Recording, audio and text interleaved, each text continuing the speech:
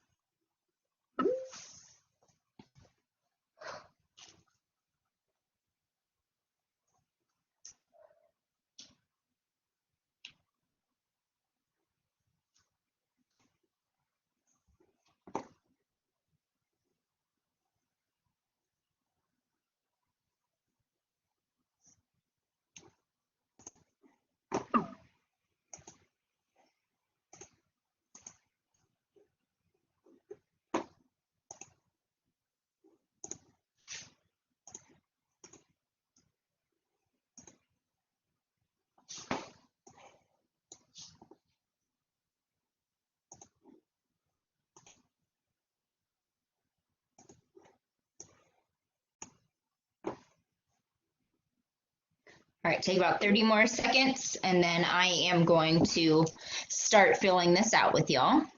I'm going to turn video off because I'm going to draw on this. Okay. Move all my stuff out of the way. Take a few more seconds to fill out what you can. For those of you that have just joined, I uploaded 2 Word documents to the Exam 2 Materials folder. And this is one of them. This is our aerobic respiration review. Because again, this tends to be where a lot of students struggle on the exam.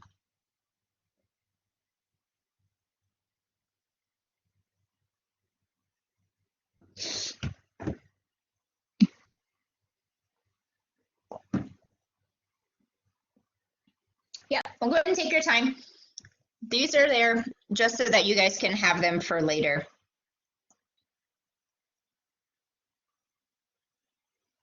Okay, so we're going to go ahead and start walking through it together. If you were just able to get it printed out, I'm going to talk slow so you can try to work ahead of me if you want to.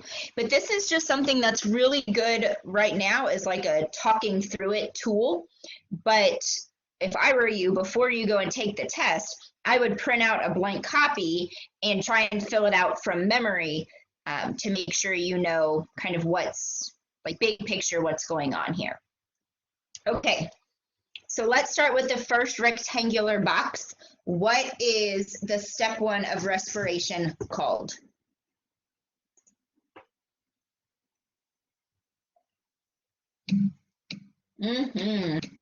Oh, look at y'all, good job. Okay, so glycolysis. So remember, glycolysis literally means sugar splitting. Okay, so that's why you see the 6 circles at the top, and they split into 3 carbon molecules. So what is our substrate? What is our starting molecule for glycolysis?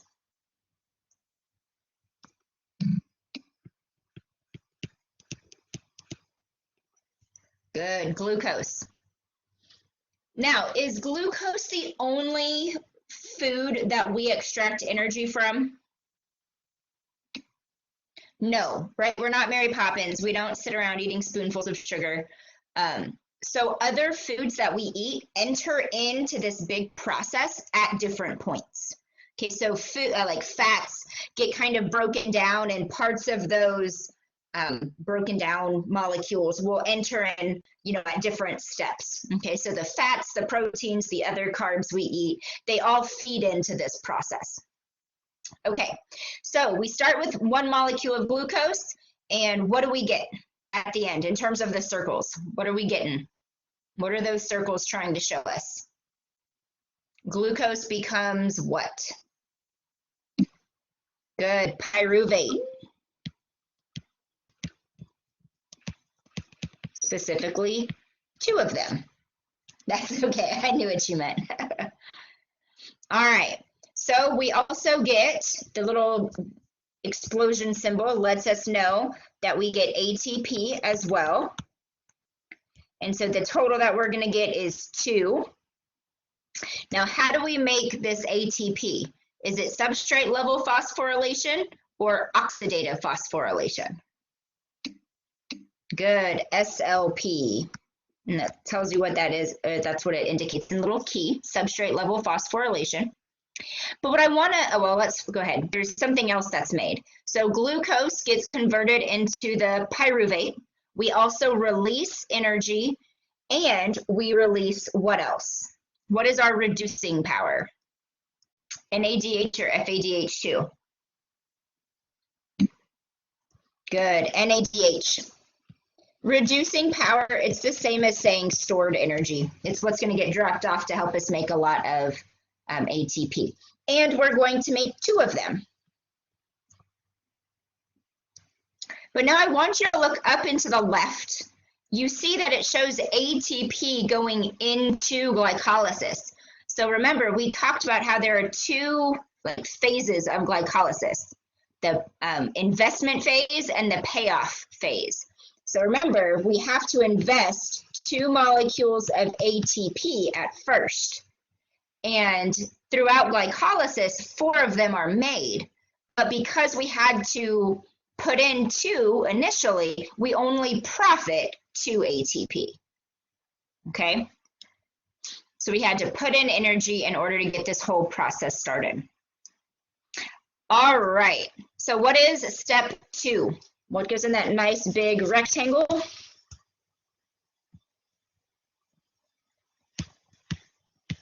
That's going to be our Krebs cycle. Yeah, I think, did she skip? Let me see here. Hold on, what's happening here? Yep, you're right.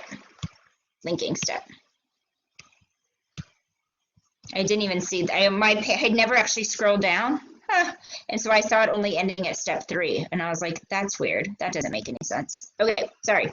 Here we go. Linking step called pyruvate oxidation.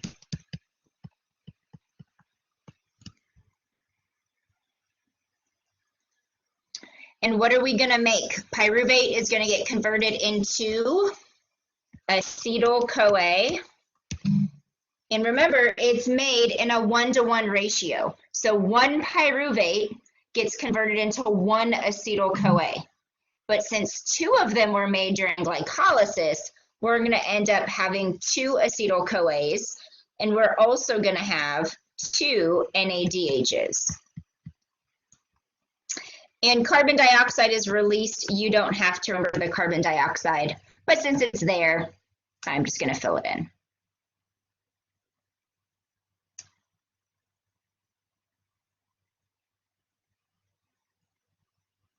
All right, you don't have to worry about this part. So going into the citric acid cycle, it's just going to be our 2 acetyl-CoA.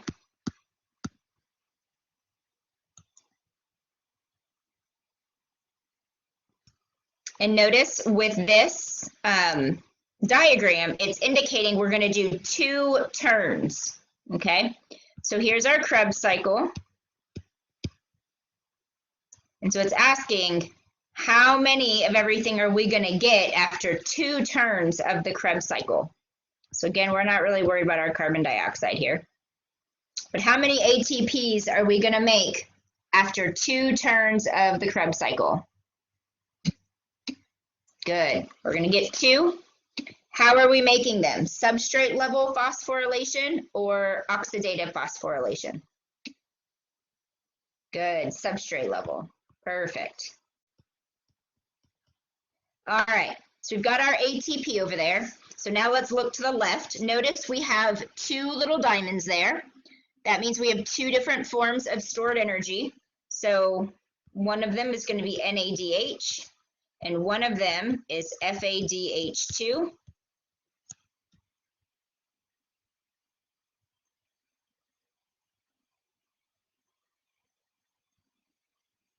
All right, so how many NADHs are we going to get?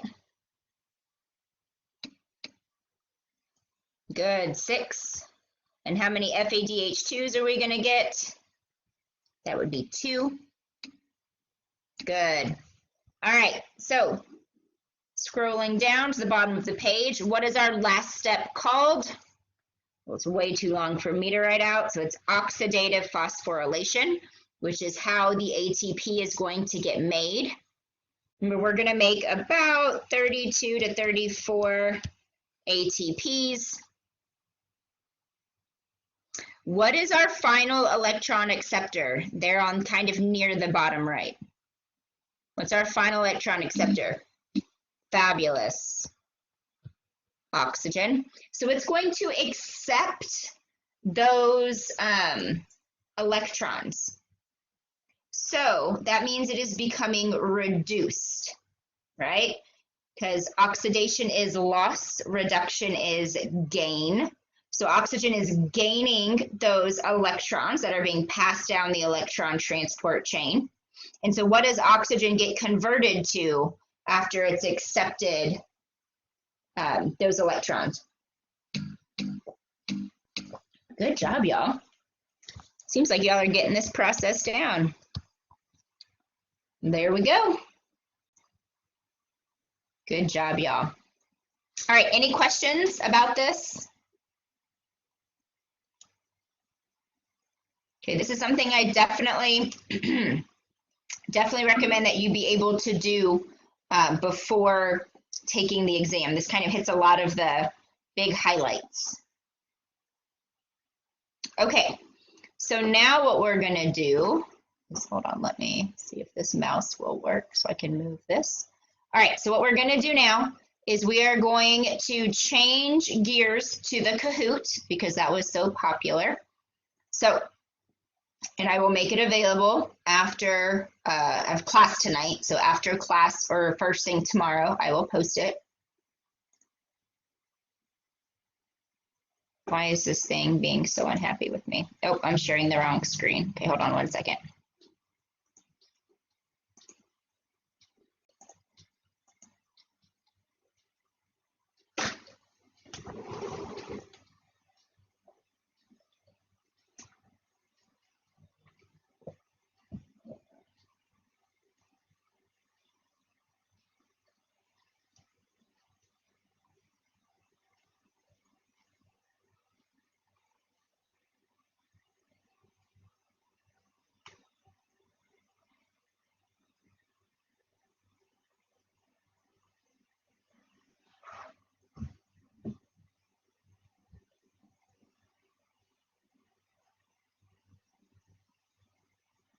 All right, we've got 13 people in here.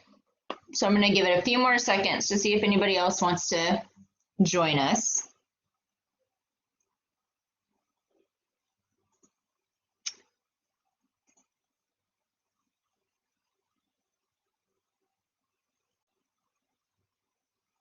I don't see any crying faces today, so that's always encouraging.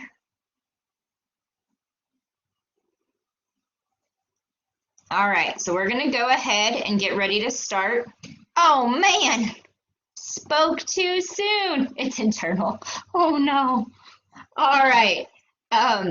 Just since I have some of you on here, and I'm hoping more people will watch this video later, in case you didn't get your email yet, I did post a sample week 6 project / homework if you want to see an example of what I'm looking for.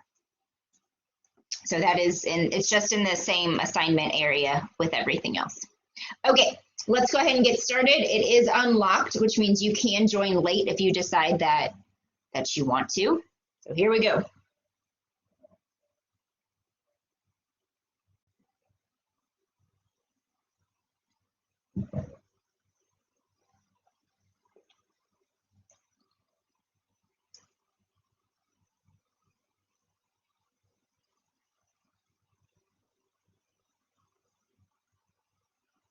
Good. During competitive inhibition, the substrate or the inhibitor just competes for the substrate, so it binds to the active site and blocks it. So remember, with any protein, when something binds, a little bit of a shape change will occur. Now, remember we talked about induced fit, how the enzyme changes a little bit so it can grab hold of that substrate a little more tightly. But during non-competitive inhibition is when the inhibitor kind of causes this massive change to the shape of the enzyme, so the substrate cannot bind. So good job, y'all.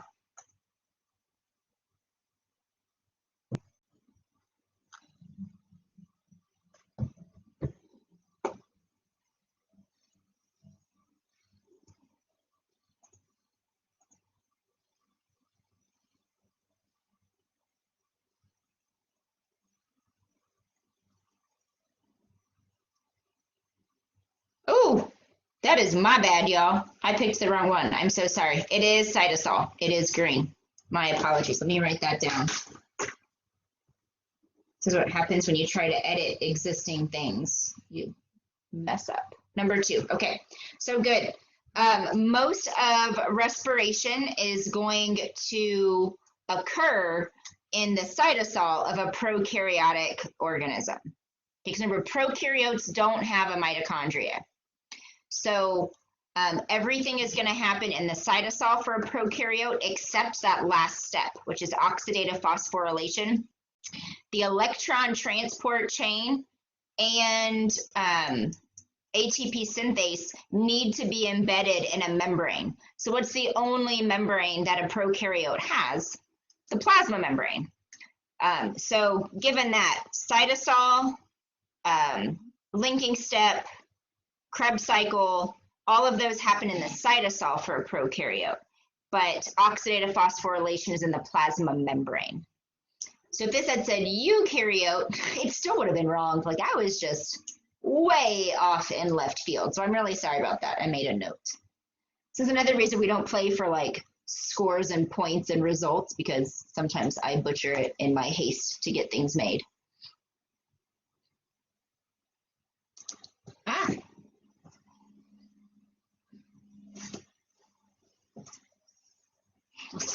Make sure I got this one right.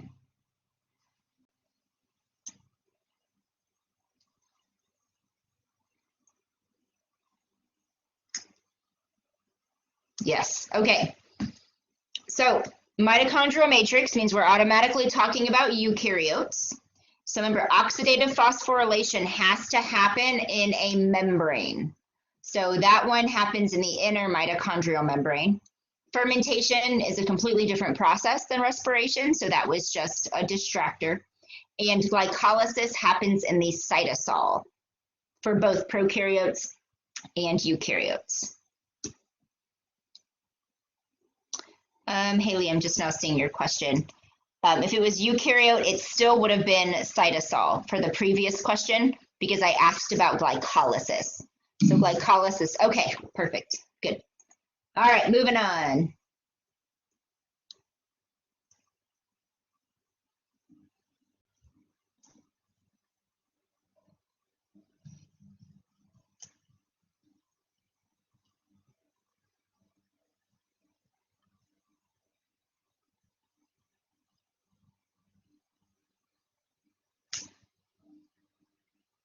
Hey, good job.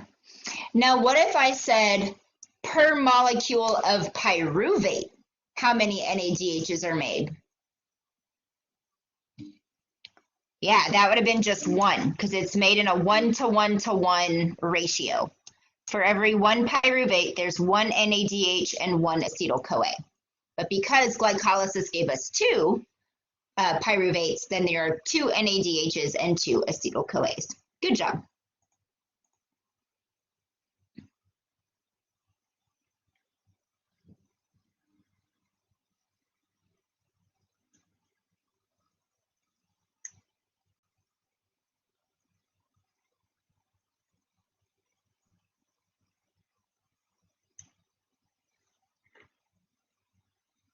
Yes, good job. Remember, glycolysis, especially in eukaryotes, it's just the odd man out. Okay, it occurs in the cytosol, not the mitochondria, and it doesn't require oxygen, whereas all the future steps do require oxygen. Okay, so glycolysis is just kind of the random step, defies all the other rules of respiration. Skip it, sorry. Just push something, it doesn't matter. Photosynthesis is not on your test.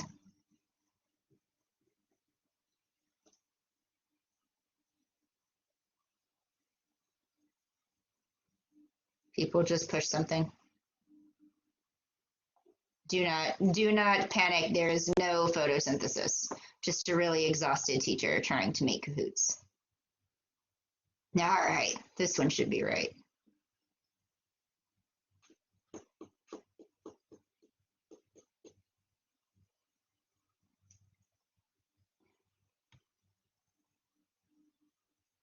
Good job. So no electrons are dropped off in glycolysis or Krebs cycle. The electron transport chain is where all electrons are dropped off. There are 4 different protein complexes, and FADH2 drops its off at complex 2. So good job. Now, I know not all of you have learned this stuff, but just take your best guess. My Tuesday, Thursday class will be talking about this soon.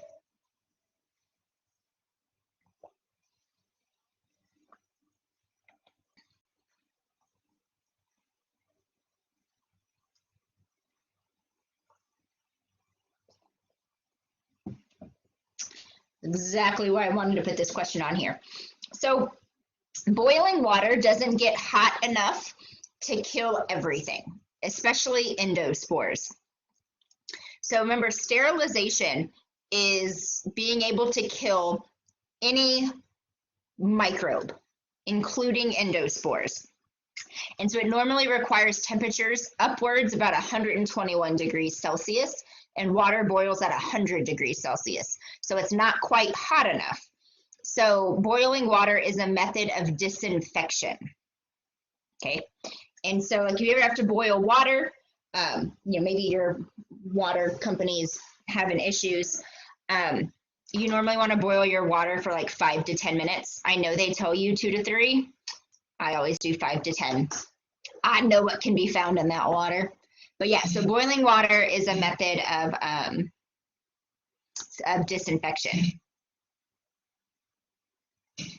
Yeah, Haley, like, well, after class tonight, Jeremy, you would know that this is not sterilization. And really, with the boil water notices that cities do, it's just to reduce how many microbes are in the water you drink. And so that's what disinfection does, is it reduces the number of bacteria. It doesn't get rid of all of them. Yeah, Haley, 20 minutes honestly is better. What we're going to see in lab later on in the semester is a lot of organisms can survive at least 5 minutes of boiling water. Well, a lot of pathogens. So that's why the 2 to 3 minute business, I never go for it. All right, next up.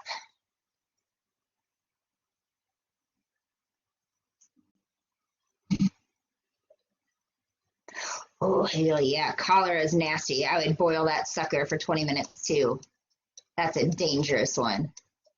In Panama, they would have to boil their water for a long time like that as well.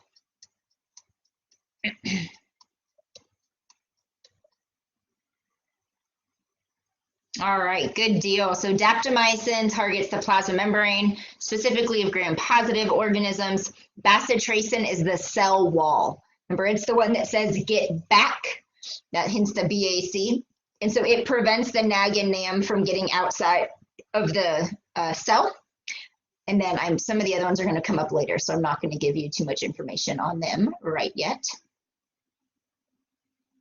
Now again, Tuesday, Thursdays, you haven't learned all this, so just give it your best guess. This is prep for class tonight.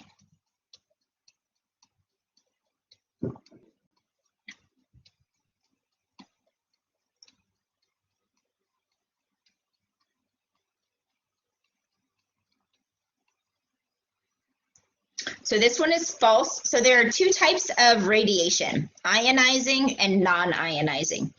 Ionizing radiation is actually able to penetrate through surfaces, and it causes breaks in the DNA.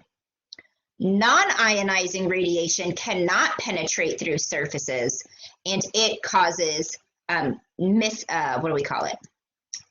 mismatching, there's the word I'm looking for, in the base pairing. So neighboring thymines will actually form bonds instead of the adenine-thymine pair that's supposed to happen. So non-ionizing radiation results in thymine dimers. Ionizing results in breaks in the DNA.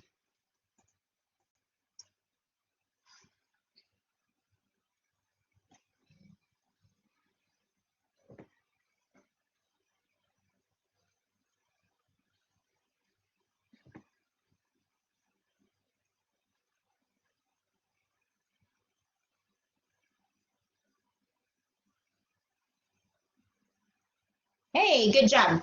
So rifamycin targets RNA polymerase, which is the key player of transcription. So this one is true. Remember, another way I could have said that is RNA synthesis.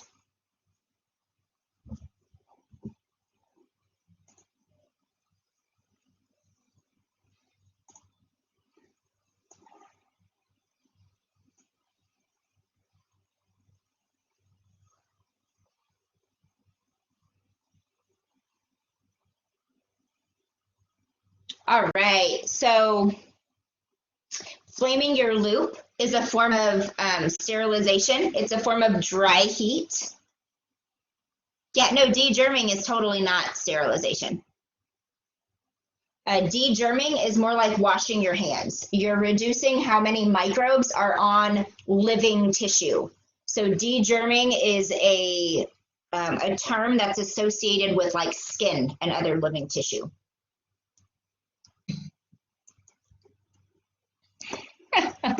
It's true, false. You know, you got to check every word. Every word. All right.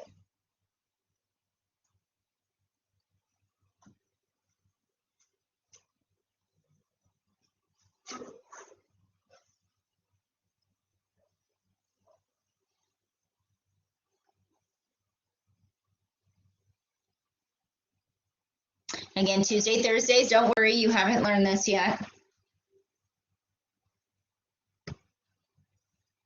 Hence the, all right, so yeah, lyophilization is freezing and then pulling water from a sample.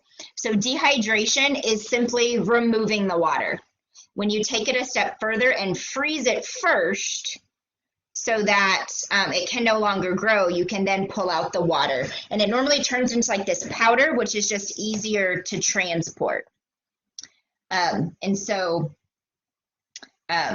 And dry heat is a method of killing organisms. And desiccation is just a fancy word for dehydration.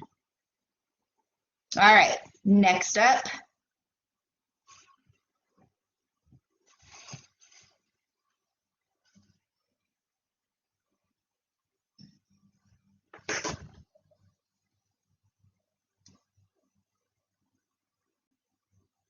Good job. Fermentation tends to be anaerobic, and that's why it yields so few ATP, because it doesn't have the electron transport chain and oxidative phosphorylation.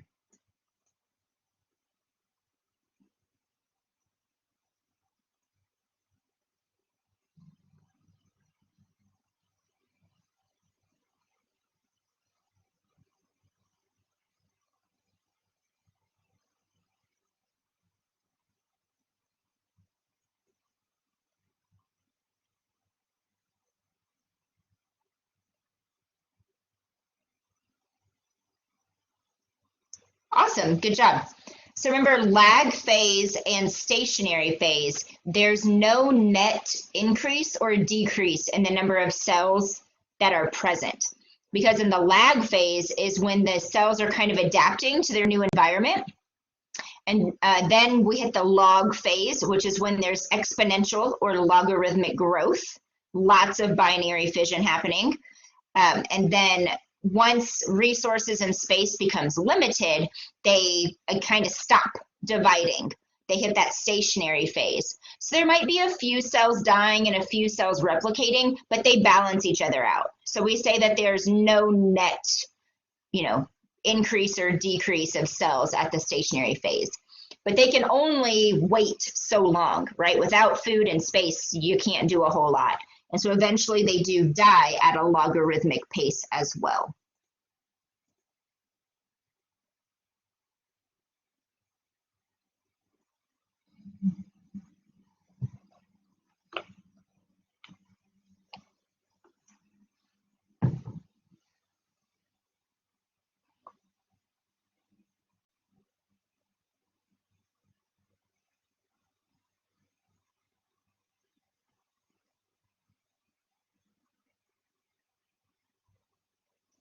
Good job, y'all. Awesome.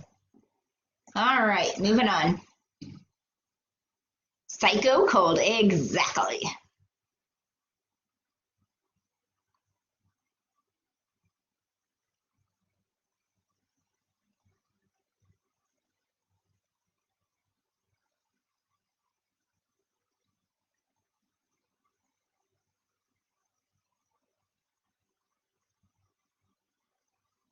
All right, good. So methylene blue in the presence of oxygen turns blue.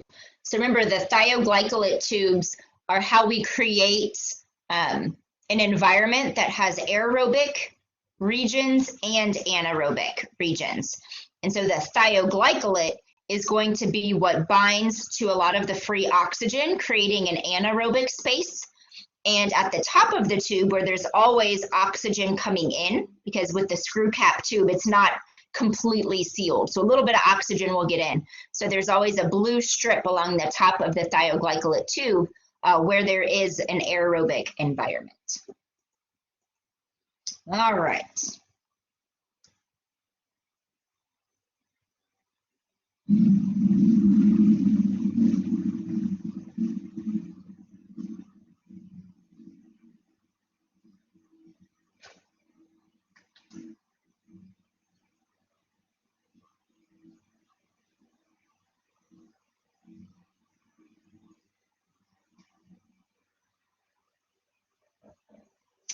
Whew.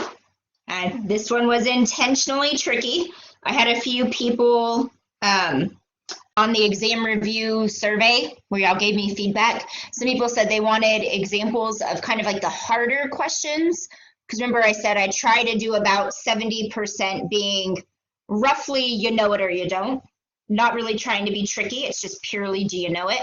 And then there's about 20 questions that are more like B level difficulty, and then there's 10 to separate the A's from the B's. And this is a good nitpicky question because microscopic count is a direct method, but it's of counting total cells. Because with this method, you can't identify if a cell is living or not. So this is for a total cell count, not a viable cell count. So again, not many questions like this level of trickiness. It's not even tricky, it's just detailed. It's very detailed. 2 levels of detail you have to know on this question. I try to keep it to 1 fact that I'm testing you on, but this one had 2. Yeah, the viable, I kind of felt mean when I typed this question, but got to expose you.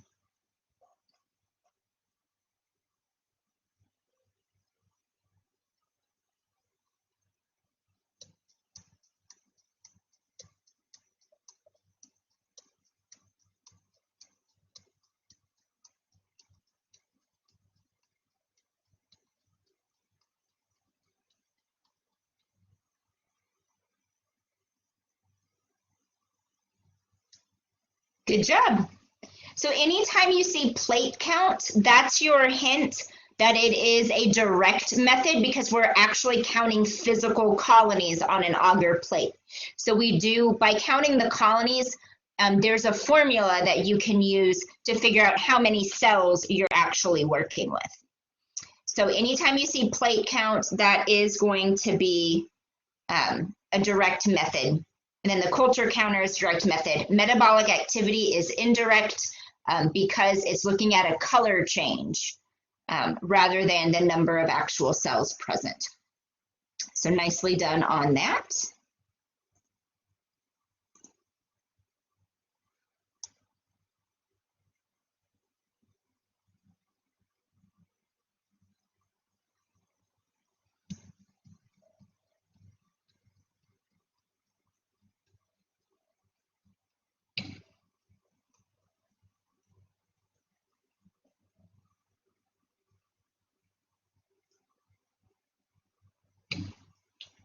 All right.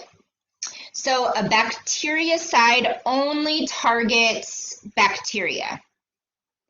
A microbiocide is going to target multiple types of microbes. So a microbiocide is going to have a much broader range because it might also target fungus or viruses. Whereas again, bactericide is just for bacteria.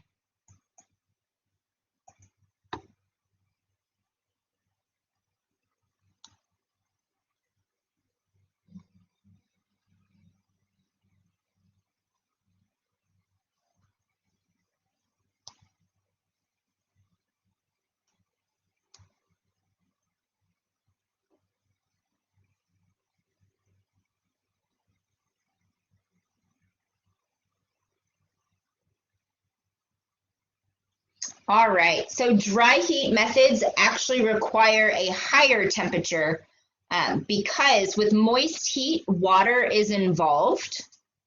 And so water helps to denature proteins and break down nucleic acids and things like that when heat is involved. And so moist heat actually requires lower temperatures. And again, well, my Tuesday, Thursdays, y'all will get this soon. There's a table in the PowerPoint that shows, you know, if you want to use the same temperature, like 121 degrees Celsius or 100 degrees, whatever it may be, you can do it for maybe 10, 15 minutes. But with dry heat at the same temperature, you would need like 600 minutes. So normally dry heat requires a higher temperature because water is not involved.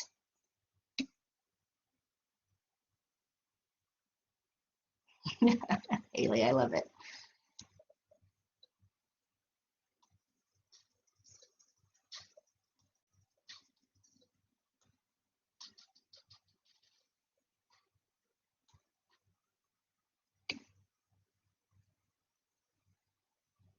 Hey, good job. All right.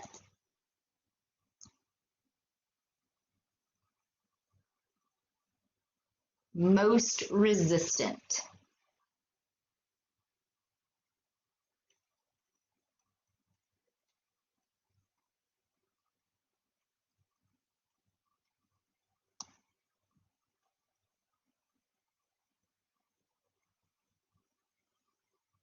Good job.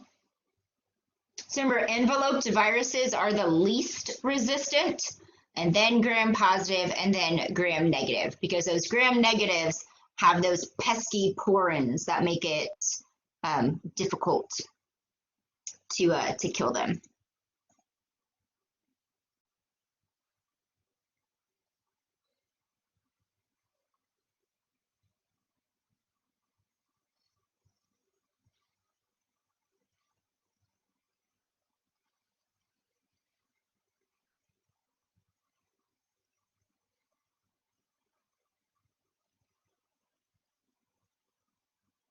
Good job. So remember, Fleming discovered penicillin, the first antibiotic.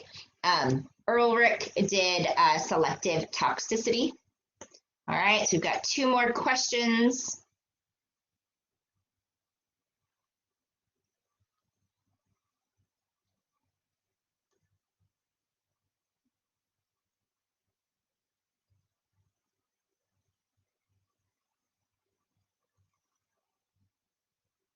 Good.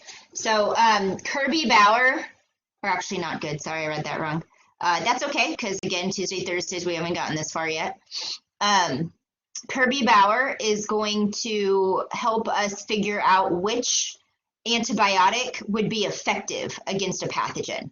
So maybe you have a patient who's really sick and you're not quite sure what's happening and you need to figure out the best course of treatment. You could get a sample from your patient, smear it all over an agar plate. We call it making a lawn. And then you place these little discs on there, and each disc has an antibiotic on it. And then you can see if the bacteria grows right up next to that antibiotic disc, then it's resistant to that antibiotic because it grew right on top of it. So Kirby Bauer is used to figure out which antibiotic you want.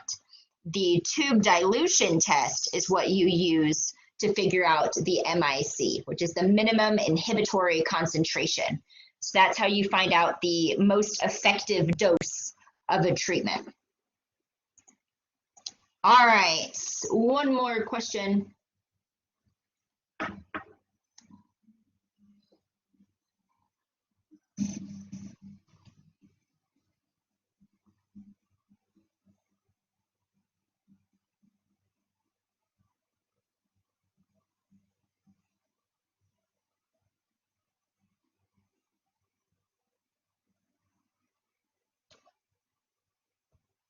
All right, so polymyxin targets the plasma membrane.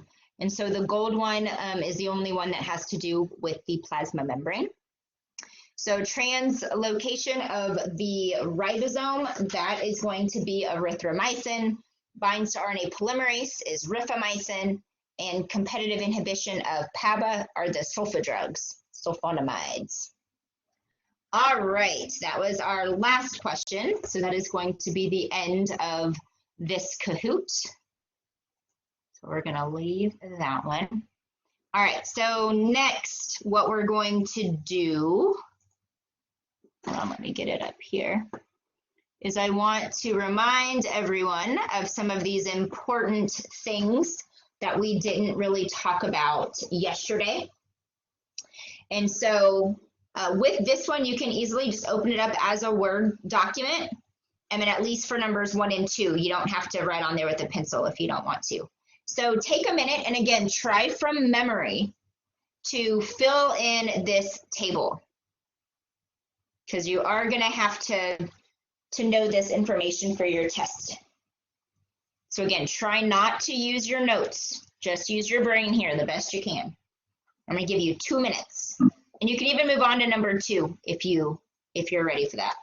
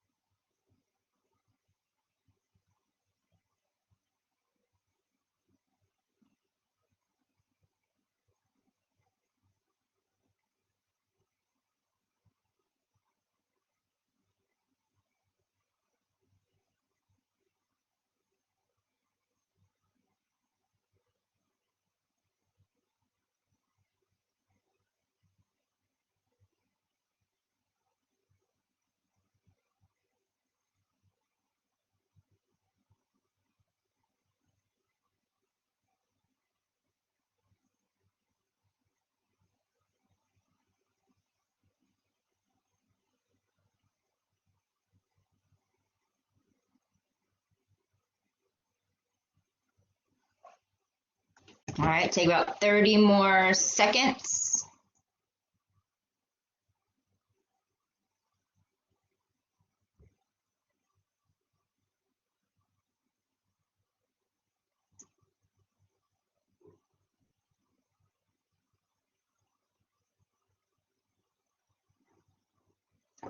All right. So which three of these are required for all of our macromolecules? Good job. So carbon, hydrogen, and oxygen.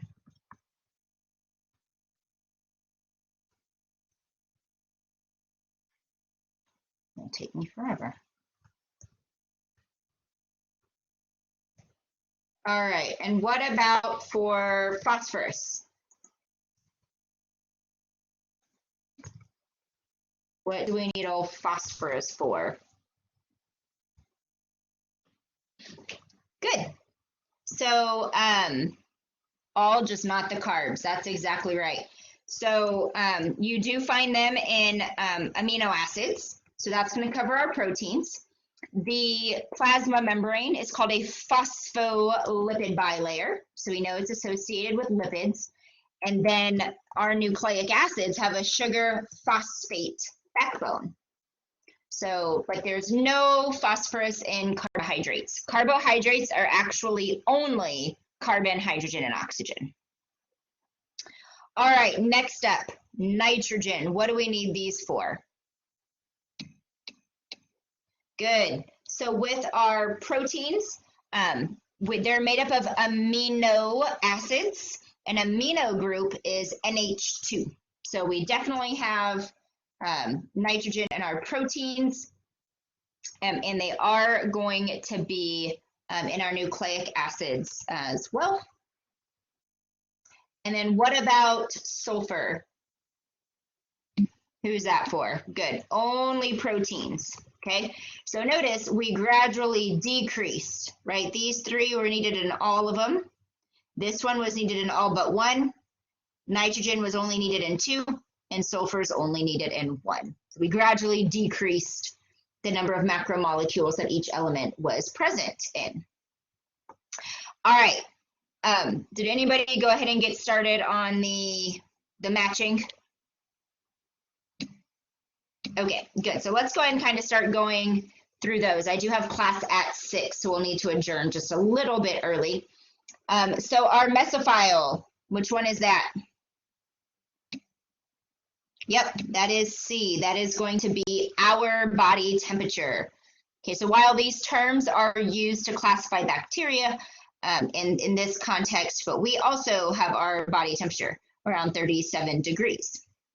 All right, our extreme thermophile or hyperthermophile. Yeah, that's going to be the hottest one, so 95 degrees. What about just a regular old thermophile? Yep, B, 70 degrees, which leaves our psychrophile to be D, 10 degrees. Good job, y'all. All right, so next up is how we label bacteria according to their oxygen requirements. So I want to kind of skip down to obligate aerobe. Which one of these is an obligate aerobe? Good. I. It absolutely requires oxygen to not only grow, but also survive. So good job. Thank you, Nathan. All right, what about our obligate anaerobe? Yes, good job, y'all. F, cannot tolerate oxygen. Remember, oxygen, we tend to think of it as atmospheric oxygen, O2, but that's not just what we're talking about. There are plenty of toxic forms of oxygen that most organisms have enzymes to combat. So remember, don't forget, superoxide dismutase, catalase, and peroxidase. You want to know the gist of those. They are how most organisms are able to either grow or tolerate some of those toxic forms of oxygen. All right, so then going back up to the top, what is our aerotolerant?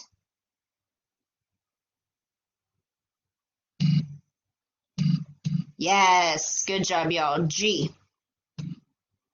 Remember, it tolerates that oxygen. Okay, tolerates that oxygen. What about our microaerophile? Which one is that? That one's going to be E, exactly. So less than atmospheric amounts. So that's why they normally grow just beneath the surface of the water or of the broth. All right, so then that leaves us with our facultative anaerobe.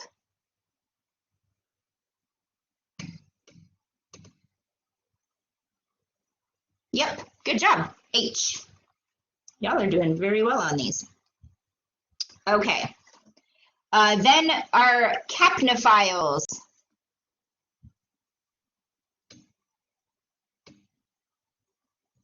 Good, M, fabulous. And then an acidophile. That's going to be K, low amounts or low pH. And then a halophile is going to be which one? Yes, J. Good job. Oh, I forgot alkalinophile. Sorry. Which one was our alkalinophile? There you go. Grows at a high pH. Okay, awesome. So for our growth curve, this last one, temperature ranges are safe, but a lot of times the optimum temperature kind of falls normally in the middle-ish of that range. So I'm not going to ask you a question like, what is the minimum temperature that a thermophile can grow? But I might say you find it growing between, 30 to 50 or whatever. So then, the optimum would fall in there. All right, so for our bacterial growth curve, remember you're gonna have, whoa, pretend that's a straight line, time down here, and you're gonna have the number of cells on a logarithmic level. So remember, initially, when cells are introduced to a new environment, they have to adapt. So this should be a straight line, I'm doing the best I can here. That's them adapting. That is the lag phase, and it's called lag phase because there's a lag or pause in growth. And then once they're used to their environment, they are going to grow like crazy at a logarithmic phase, hence the name log phase. But then it's like, uh-oh, we're running out of space, we're running out of nutrients. So again, they just stop dividing. Like as a whole, there's actually like bacterial communication. It's called quorum sensing. Little advanced for what we're talking about right now, but they communicate and they say, pump the brakes, guys. No more binary fission. We're running out of things to live. And so they just chill. And so this is the stationary phase. So again, notice that no real increase or decrease in the number of cells. But then eventually they use up all of the food that was left, right? And so then they start to die at a logarithmic. And this is the death phase. Death to my handwriting as well, using this mouse. That says death. All right. So remember, y'all, during lag and stationary, there's not a whole lot of metabolism or anything going on. They're literally just chilling. Now, in the lag phase, there is some metabolism, but there's not a lot of growth, okay? So antibiotics aren't terribly useful for any of these phases except the logarithmic phase, when there's going to be a lot of DNA replication and transcription and translation and binary fission and all of that sort of stuff going on, okay? So that kind of connects our growth curve to like antibiotics and things. All right, y'all, that is time. I got to take a minute or two to let my other students log off and get to class. So I'm going to go ahead and call it a night. If you have any questions, please shoot me an email and let me know. Other than that, have a great night to those of you that I don't see in 2 minutes. Have a great weekend. Bye, y'all.